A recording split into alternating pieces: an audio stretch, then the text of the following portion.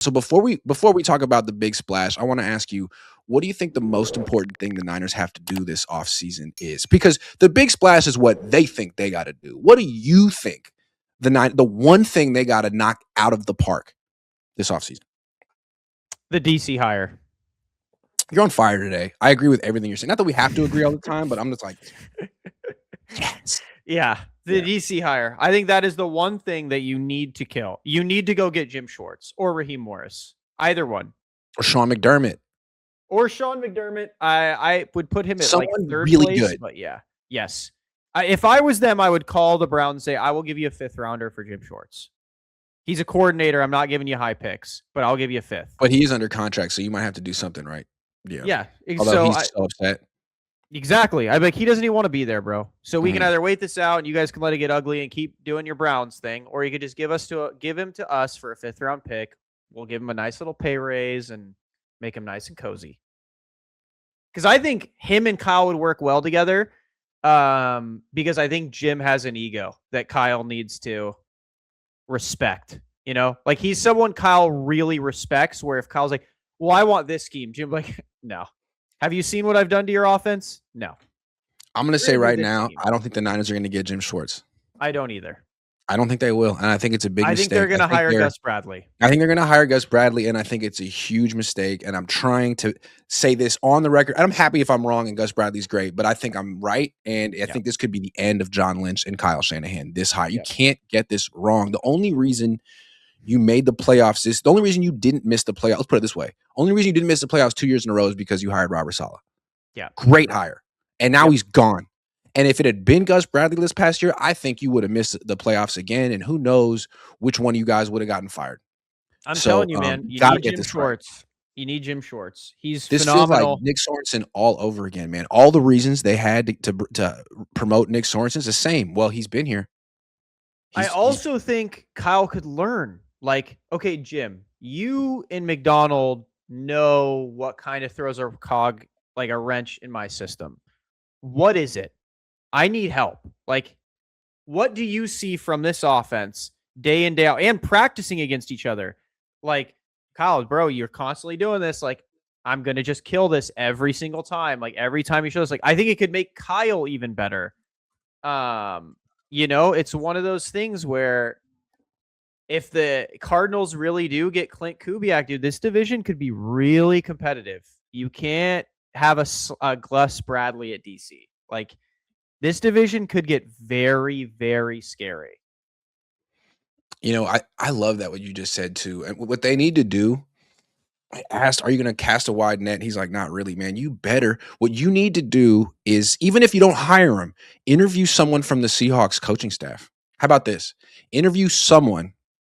And even if you don't hire him, you say, like, why are you guys kicking my ass?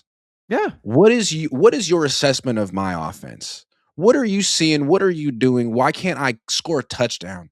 He needs to really, really do a deep examination of what he's doing. And I feel like promoting Gus Bradley isn't that at all. It's just more of the Jed York era, run it back, be happy with being in the mix, act like there's a whole bunch of luck at play and there's nothing you can necessarily do to get over the hump. I hate that.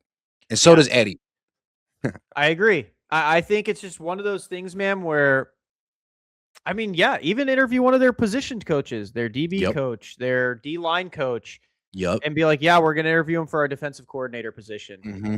And learn. And who knows? Maybe they knock you out of the park with an answer, and you're like, I actually do want this guy to be my DC. Yeah, this guy seems crazy. I mean, the best thing, one of the best things Kyle ever did was hire Robert Saleh as defensive coordinator in 2017.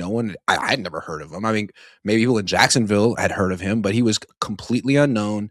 He had never called plays, and Kyle essentially handed half the team to him. Like, dude, you're good, and he was right. And since he did that and backed it up with D'Amico after that, I think a lot of people were like, man, I trust Kyle with his defensive coordinator picks no matter who they are. And then he went back-to-back with Wilks and Sorensen. It was so ridiculous. It's like, Wilks, good coach. You didn't let him bring any of his assistant coaches with him, and you made him run a scheme he didn't have any familiarity with. And he had to learn pretty that good year. Yeah. And so now they're like, we'll do Wilks. Bradley is Wilks. The only difference is he had a year to be here to learn the system That isn't his. Like, they're not asking him to run his system. They're asking him to run Salah's system, which is different. Yeah. And I will say, like, Wilkes didn't do as bad as Sorensen. You know, like, Wilkes brought some positives. Our secondary was really good under Wilkes. Yeah, but Kyle emasculated him. I mean, it neutered him. They had that one bad call, I guess, at halftime, right before halftime of the Vikings game, and then Kyle blamed him to the halftime sideline reporter, and then the next week, Wilkes had to be on the sideline the rest of the season. Yeah. But I also do like that. I think that's something Kyle always needs is, like, he does need a DC. That's another reason I like Schwartz, is he needs a DC that brings the energy that the players, like, rally around. Because Kyle doesn't seem like a Mike McDonald or a Sean McVay or a Ben Johnson, where, like, guys just rally around him and his energy and who he is. Like, he's just not that guy. Like, they respect him and they play hard for him and they, like, respect his knowledge, but it's not like a Saleh. Like, they're not guys that bring the juice. Like, I like defensive, especially defensive guys. It seems like it's mainly defensive guys that do this too. Like D'Amico, Raheem Morris, Jim Schwartz, Robert Saleh. Like, I think that dynamic is something Kyle and the Niners need. And so, yeah, they really need to kill this DC position. Like, you need to make it extremely. You got to get the best guy for the job. And I feel like a lot of good guys would want this job, considering it's a springboard to a head coaching position. And again, let's go back to the Eddie D era. Let's go back to my childhood and George Seifert.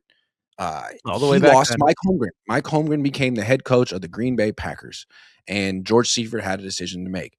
Should I promote someone from on the staff and keep everything the way it is? No. He went and got Mike Shanahan, who had been a head coach with the Raiders, who had been a longtime offensive coordinator with the Broncos. He got the best guy he could get. He wasn't from this tree. They won a Super Bowl. So it's a lesson there. Lesson.